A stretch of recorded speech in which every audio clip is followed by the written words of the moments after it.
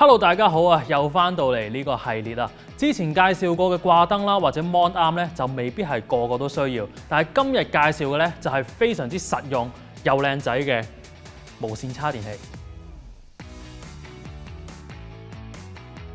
無線叉電咧，可以話係依家旗艦機必備嘅功能啊。咁雖然大部分嘅電話咧嘅無線叉電都係未夠有線叉電咁快，不過有型同埋瀟灑咧就真係無價嘅。咁就可以擺脫到線材嘅束縛啦，唔怕用到條叉電線溶爛咁啦。最重要係咩啊？就係符合到我哋嘅主題 Dream Deck Set Up 啊！擺一個喺台面咧，就可以更加乾淨簡約啊，令到張台唔會有啲叉電線揈嚟揈去咁樣。所以今次揀無線叉電器咧，最重要就係靚仔同埋實用。好，開始喺揀無線叉電器嗰陣咧，我都會優先揀呢一類型站立式嘅。咁點解呢？因為只要將佢擺喺個 mon 隔離，一有通知望過去就會解鎖睇埋，用落係好流暢、好 smooth 嘅。所以第一部分就係要講呢一類型站立式嘅無線叉電器。首先就照顧下啱啱出咗新機，應該話係出咗新顏色嘅 iPhone 12系列先，即係支援 MagSafe 嘅無線叉電器啊。Omnia M2 咧就充分利用咗 MagSafe 嘅磁力。可以令到成部 iPhone 咧擰住空咁樣叉電，比一般嘅叉電座咧更加之優雅。佢亦都可以咧轉成橫倒咁睇片啦，而且仲可以調整埋角度，當係電話嘅支架咁用。我問你死未？因為 M2 咧就係用 MagSafe 即係磁力啦，所以攞嗰陣時咧都有少少技巧嘅，就唔好成個咁抽起啦，而係輕輕喺下面一托就已經 OK 噶啦。因為佢嘅接觸面積就比較少啦，所以散熱咧應該就會比一般嘅叉電座好嘅。唔知大家睇唔睇到下面仲有一個凹位嘅，其實佢就係另一個無線叉電位。最 fit 咧當然就係幫 AirPods Pro 啊嗰啲無線耳機叉電啦。不過咧佢個最高輸出咧就淨係得5W嘅啫。Omnia M2 咧就真係最慳位嘅選擇嚟嘅。亦都因為佢太為 Apple 用家而設啦，所以係好啱 iPhone 12啦同埋 AirPods 嘅用家嘅。但如果你係用緊 N 機嘅話咧，就真係唔太啱啦。個人就覺得 Omnia M2 咧就比較適合搭配一啲工業風嘅 setup， 唔係 iPhone 用家咧都有好選擇嘅。呢一個同樣係出自 Adam 嘅 Omnia Q2X， 佢用咗模組化嘅設計，咁就分為兩部分啦。一個就係站立式，一邊就係平放，可以獨立咁用，亦都可以透過磁吸式嘅連接啊，咁樣一吸就可以一齊用噶啦。咁點樣用呢？就睇自己嘅習慣啦。Q2X 站立式嘅部分呢，就係一個有上下兩個線圈嘅背板啦，就方便你打直擺或者打橫擺電話嗰陣呢，都可以叉到電嘅。至於平放嗰個板呢，就非常之簡單啦，就係一塊有防滑膠圈嘅單線圈嘅板啦，咁就用 USB-C 嚟供電嘅。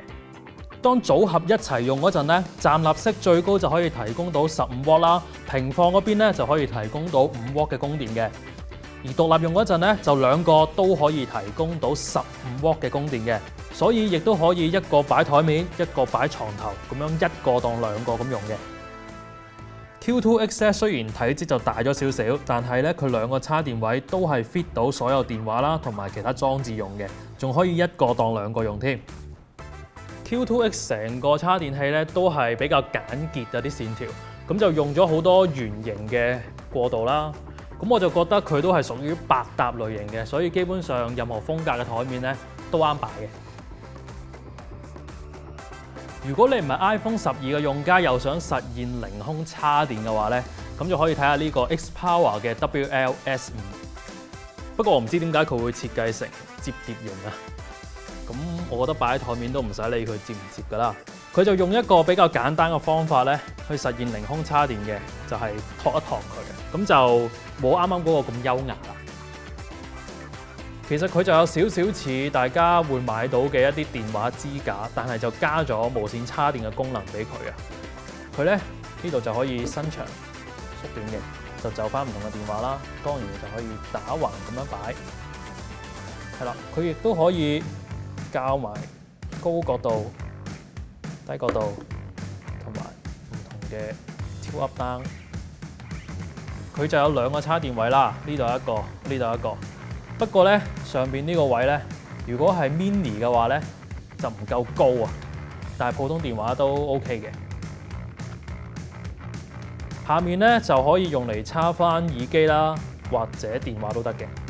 WLS5咧，佢嘅調整角度就係最多嘅，所以佢係一個稱職嘅無線叉電器啦/電話支架嘅。咁不過我就略言佢嘅設計咧窩咗少少。咁喺搭配方面咧，我就覺得比較適合窩啲啦，或者工業風重啲嘅 set up 嘅。你唔想咁貴，淨係買一個無線叉電器？明嘅。咁依家第2部分就係介紹支援無線叉電嘅多功能裝置，一個頂幾個用，抵啦啩？呢個 Anker Soundcore Wiki 嘅係一個無線叉電器，一個藍牙喇叭，一個有線叉電器，一個鬧鐘，一個收音機，都真係幾多功能。Wiki 就用咗雙單元喇叭，音色就不過不失啦。反而我就覺得佢嘅音量啊係非常之足夠啊。如果喺房度聽下歌嘅話咧，都好夠玩嘅。當然啦，如果你要求唔係太高嘅話咧，甚至可以攞佢嚟做電腦嘅喇叭嚟用添。作為一個鬧鐘咧，佢都可以根據環境自動調節佢嘅亮度啊。咁你半夜起身咧就唔會殘親眼啦。另外咧，佢個 App 都內置咗白噪音嘅功能啊，咁就可以幫大家容易啲瞓覺啦。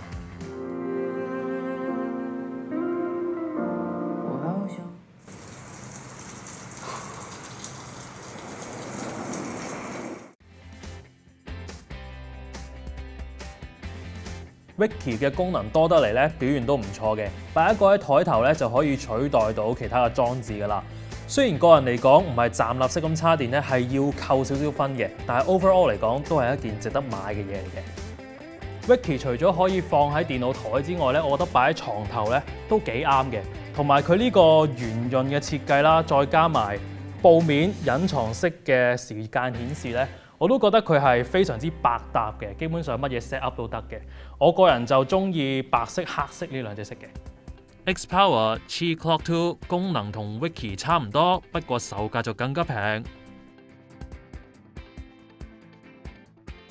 佢就偏向似一部舊式少少嘅收音機啊，咁就有一條內置超長嘅天線啦，同埋咧佢都支援你插翻 Micro SD 啦，或者手指咧去播歌嘅。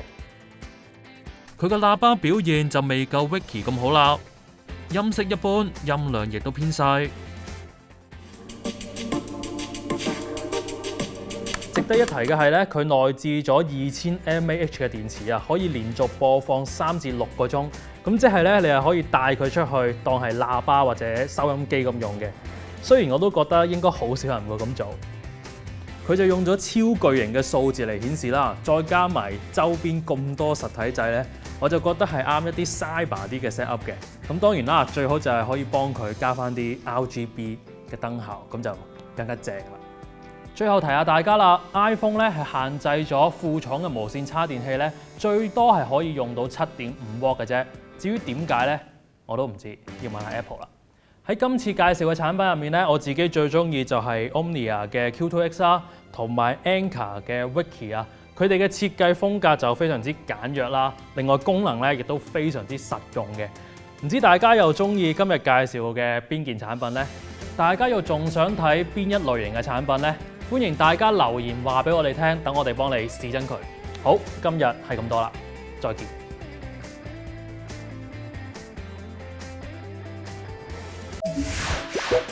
記得訂閱果子啦，仲要撳埋個鐘仔添啊！